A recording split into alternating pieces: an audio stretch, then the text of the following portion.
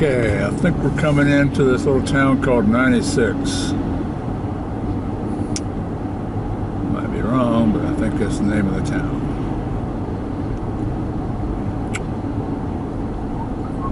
Yep, 96. Town limit. So here's a town named for a number. And there's a battlefield here if I can find it.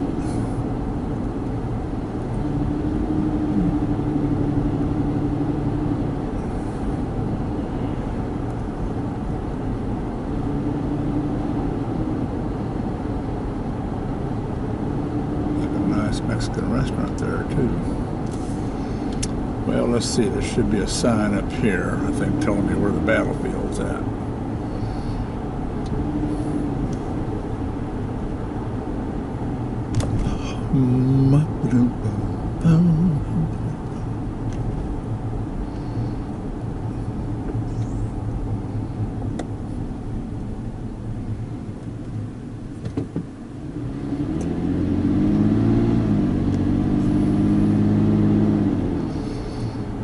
Okay. All right, left turn. 96 National Historic Site.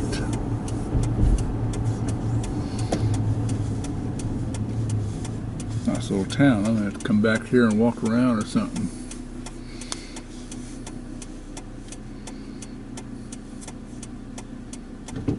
Take some pictures. They got some nice little features. A lot of history around here too. There's an old depot.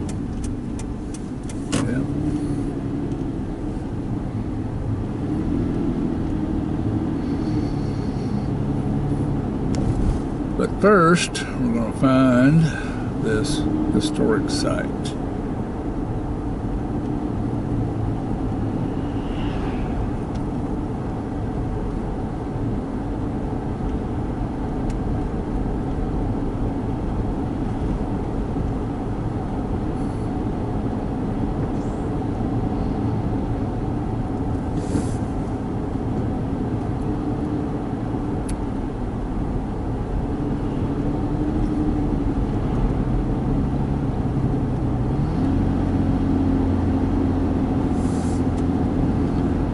Probably have lunch at this historic site. I got a refrigerator here full of Subways, so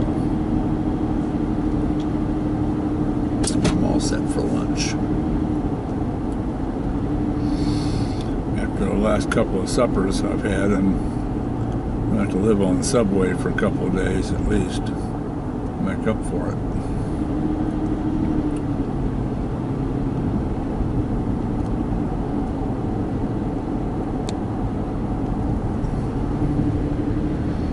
I don't think it's too far out of town here.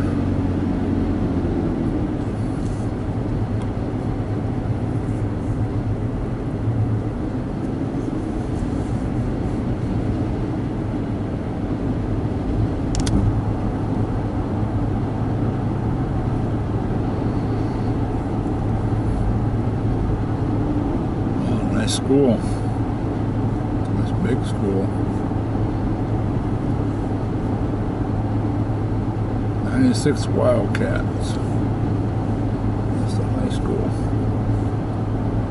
Middle school. Middle school and high school.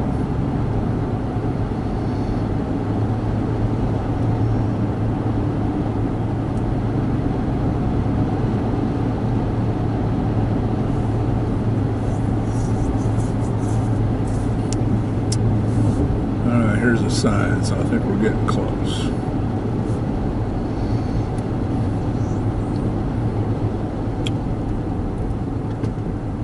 96 National Historic Site ahead.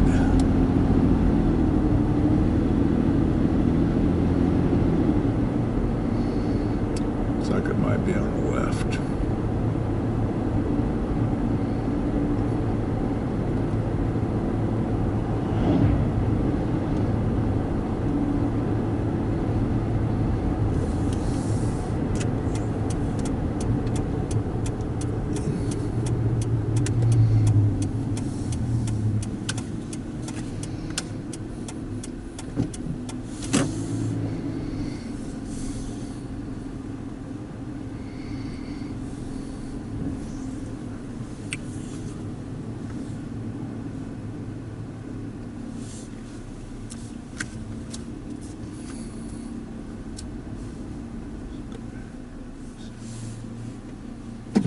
Well, let's go in here and see what's up.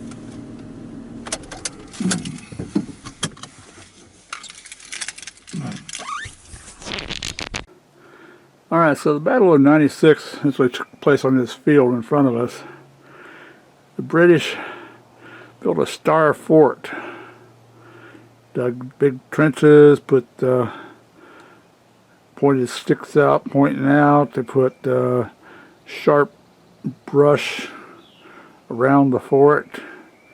They could position cannons in any corner, fire rifles in any corner.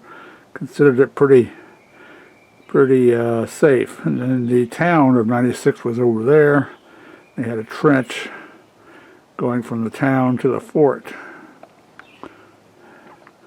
And the town was also had a stockade around it and was surrounded by pointy sticks.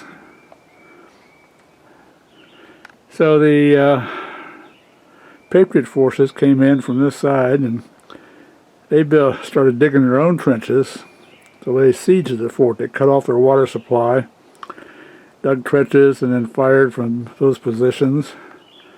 Also from a rifle tower, 30-foot rifle tower, so they could get higher than the people inside the fort, and they could fire into the fort.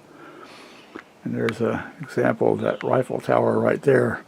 That's only about 15 foot high, so it would have been twice as high as that. Anyway, just go out here. If you look out here, you'll see this is basically the Star Fort area that there in the back. There's the rifle tower. Town would have been over there around those trees somewhere. I think we go by it. We're going to go walking through this area. And you can see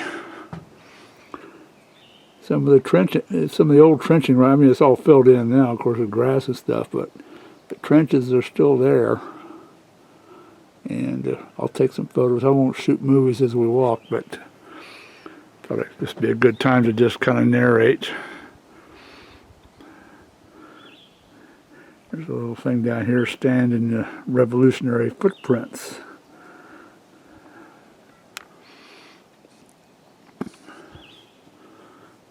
So this is the battlefield.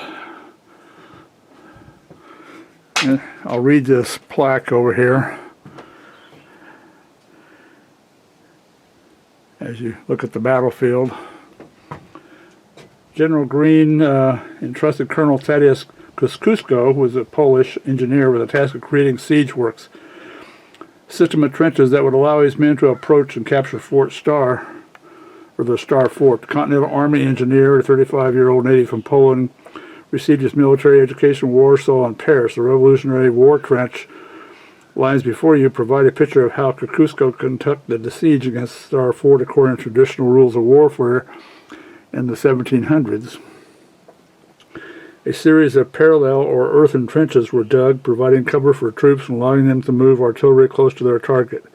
Angled approach trenches connected the parallels, forming a Z pattern leading up to the fort. The trenches you see here are partially reconstructed. Archaeological investigation revealed their original locations but have not been fully excavated. So this is what he's talking about here. These trenches.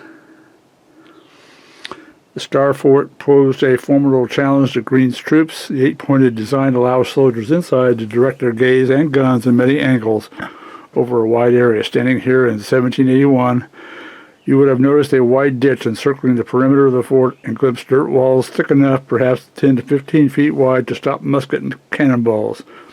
The walls rose 14 feet high from the bottom to the ditch. From the bottom of the ditch, you might have flinched at the menacing ring of abatis, A-B-A-T-I-S, sharpened tree branches around the fort, which were intended to hinder the enemy's approach. They didn't have barbed wire in the day, so they put those sharpened tree branches around the fort.